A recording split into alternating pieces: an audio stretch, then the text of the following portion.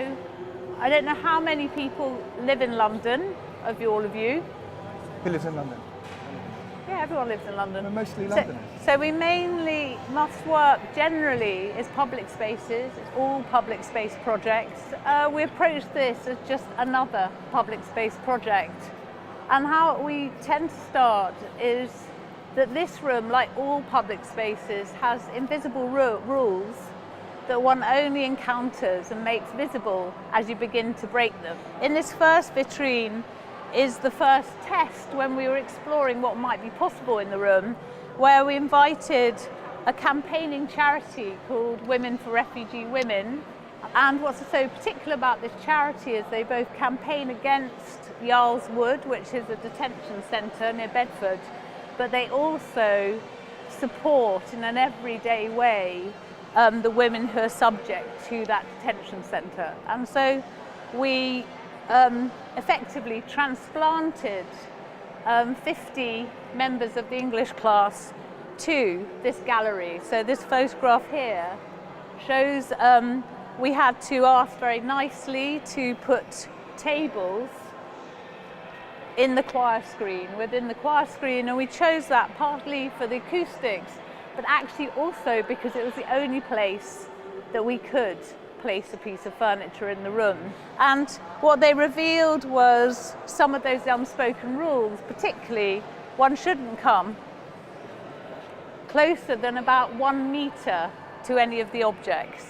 And actually over 6 months I have now internalised these rules, and so I find myself coming into the gallery and the thing that became difficult becomes the thing understood. So that was test number 1, was the English class. And test number 2 was bringing on board that idea of that tension. You know, what happens when you take one space and you suggest it should be shared with another? And in this case, the precious objects with people. And so here, the test we did, if you have a look afterwards or now, was we marked in full scale different rooms from the Mayor's housing guidance, as well as, can you see this rectangle here, this black line? That's the regulation size for a classroom for 30 children to spend all day in. Having 30 children in that space, and make it completely abstract, it's just a black line. I thought it was quite a powerful thing to do, and particularly when you see the doorway that you put in front of this, directly in front of this doorway. This is a Misericordia from Venice, and it stood above the doorway. And the fact that it's a threshold is in a way amplified by the fact that the Madonna stands in amongst a fig tree. If you look closely, you can see the figs. And fig trees symbolise this delicate boundary between the sort of fertility of growth and the good things of harvest, but also those little men underneath her protective cloak. Frightened men. Those little men, they're devoted men. They're actually monks of a fraternity who worked with the poor. This is the building that came from. So if you go to Venice, you can see a Misericordia-shaped scar on that former building. Do you think it might have stopped being a place for the poor because we own that, because the symbolism of that unbelievably sophisticated threshold is no longer available? It left the building and went inside, so it moved 6 times, this object. And it left the old building, which was a sort of hospice, went into the church, was taken down from the wall, and then the V&A bought it in 1886. These 2 statues are 2 garden statues from the Villa Bracci, just outside Florence. There were 12 of them originally. They were bought by Prince Frederick. 6 got broken. Limbs from those 6 continue to be found in ponds in Windsor Great Park. Sort of every 50 years another arm or leg has been found, and there's 4 of the statues left in Windsor Castle. So just if you look at the film now, you'll see one of the niches that these statues stood in.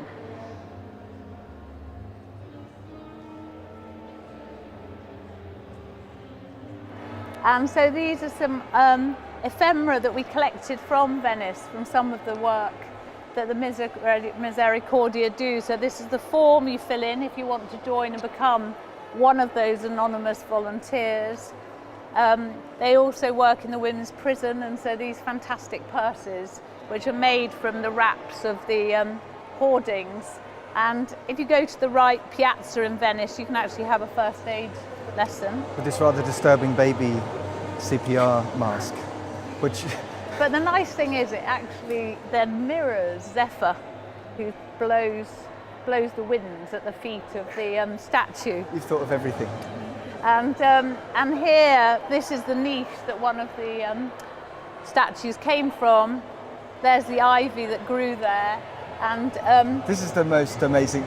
This is actual ivy that grows where that thing once stood. Like there's something, I don't know. I find that very powerful, and I really don't know why exactly. Isn't it odd? Why is it? Sort of authenticity, something like that. Some old-fashioned word like that. some old thing that we're supposed not to care about. So that idea of boundaries and edges, and that tension between protecting the precious things, but at the same time allowing the means for everybody to get close to the richness of the objects, which we were able to do because we were hanging around here long enough, concludes with our final bit of the tour. Yeah. These two tables mean that you can sit in the same place that the students from Women for Refugee Women sat for that English class back in November. And if we just come to the quilt, all these knitted squares were knitted both by those women, from the Women for Refugee Women, but also their supporters from the Shoreditch Sisters, which is a part of the Women's Institute in East London. And some elements begin to take on those sort of precious, almost relic-like objects. So this is the message of support from Angelina Jolie when the quilt went to XL. And so the quilt, again, as it sits, we see as a kind of celebration and a setting for that moment. This is a rare experience. Nobody ever sits in this space. You can't sit there and not, and in those colonnades, often now in St. Mark's Square, you have to buy a coffee that's €7. This is free. This is a place you can sit and enjoy this space. It's framing now a new piece brought to the gallery, and it makes it a wholly new kind of experience. It perhaps makes you wonder why we haven't done it before.